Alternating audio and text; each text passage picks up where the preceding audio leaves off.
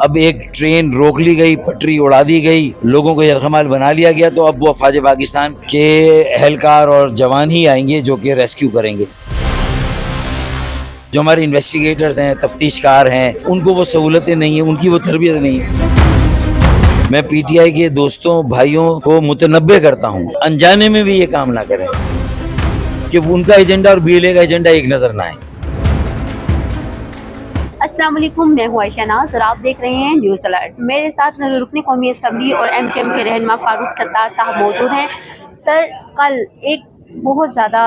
हमने देखा कि एक दहशतगर्दी का बहुत बड़ा वाक़या हुआ, जिसकी वजह से पूरी कौम भी रंजीदा थी और सिक्योरिटी थ्रेट्स जो थे वो अलग से थे, और हमारी पाक फ़ौज ने बहुत ही अहसन तरीके से इस ऑपरेशन को कामयाब बनाया। इस पर आप क्या कहेंगे?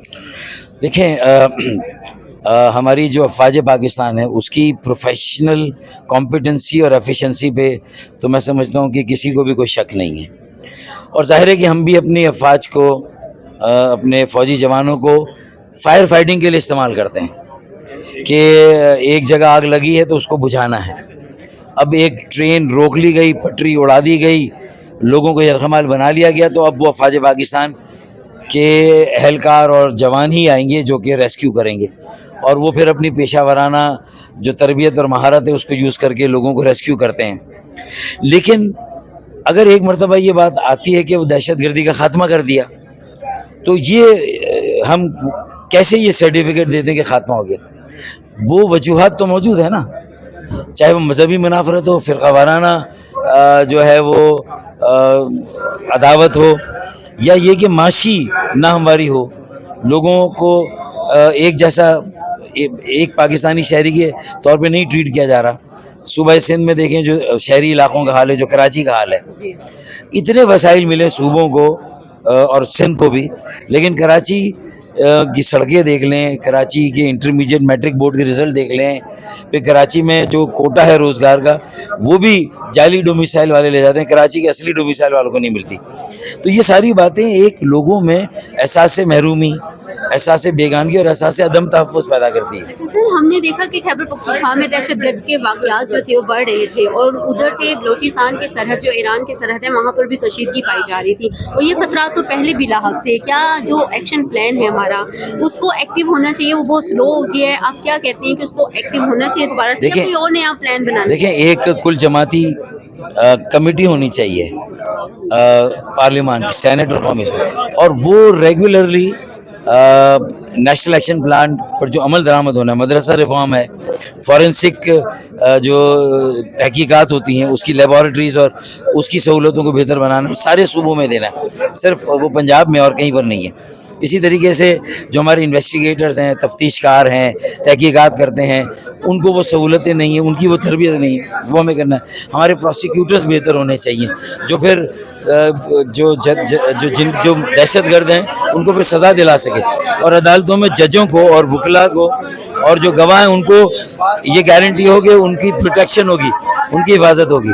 तो ये सारी चीज़ें, और ये सारी कम्युनिटी पुलिस का निज़ाम, एक मजबूत मुस्तहकम शहरी हुकूमत का निज़ाम, ये सब होना चाहिए। अच्छा सर, हमारी पाक फौज को बॉर्डर्स पे तो और बीएलए और दहशतगर्दों से तो निपटने के लिए वो पूरी जद्दोजहद कोशिश कर रहे हैं, लेकिन एक खतरा हमारे जो डिजिटल प्लेटफॉर्म हैं, सोशल मीडिया के थ्रू भी उनको फेस करना पड़ रहा है। कल से हम देख रहे हैं कि पाक फौज को और हमारी एजेंसीज को बहुत ज़्यादा तनकीद का निशाना बनाया जा रहा है, और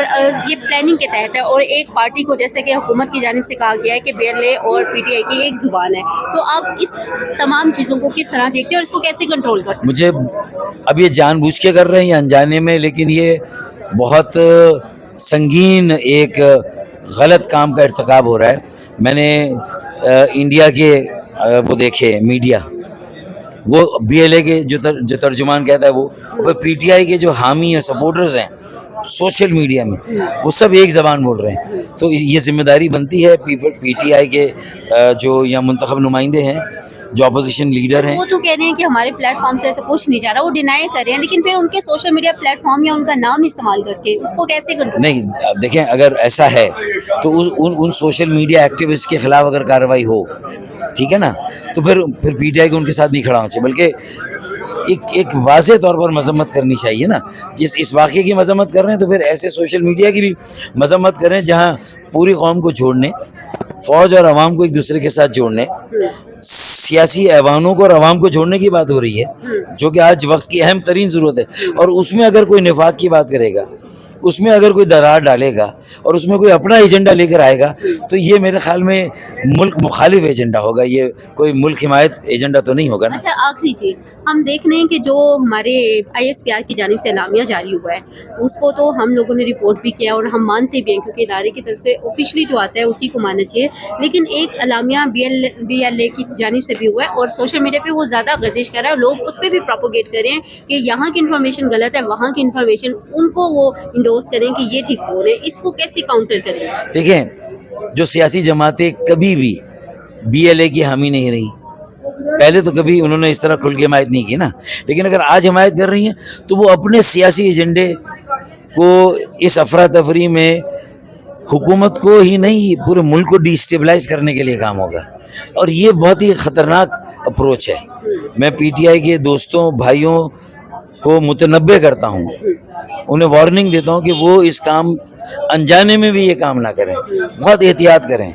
उन्हें बहुत ज़्यादा एहतियात करने की ज़रूरत है कोई बात करने से पहले, कि उनका एजेंडा और BLA का एजेंडा एक नज़र ना आए, और फिर सोशल मीडिया पे एक्टिविस्ट भी ना चल पड़े। भाई, अगर फ़र्ज़ कर लें कि हमारे अफ़वाज पाकिस्तान में कुछ अफराद हैं जिनके बारे में आपको कोई बात करनी है, तो उसके लिए कोई और मौका हो सकता है और आप कर सकते हैं, और आप अपनी रोज़ाना की सियासत में तो कर रहे हैं। लेकिन आज जब पूरी कौम पर एक वक्त ऐसा आ गया है कि एक बड़ा चैलेंज हमारी कौमी हमआहंगी को, एक भाईचारा जो उसको, तो हम उसमें सियासी मुनाफरत को हवा दे के बढ़ा के अपना एजेंडा उन इंतहा पसंद और दहशतगर्दों के साथ जोड़ेंगे, तो उसमें फिर हम भी उनके साथ उस जुर्म में बराबर के शरीक होंगे। Thank you so much.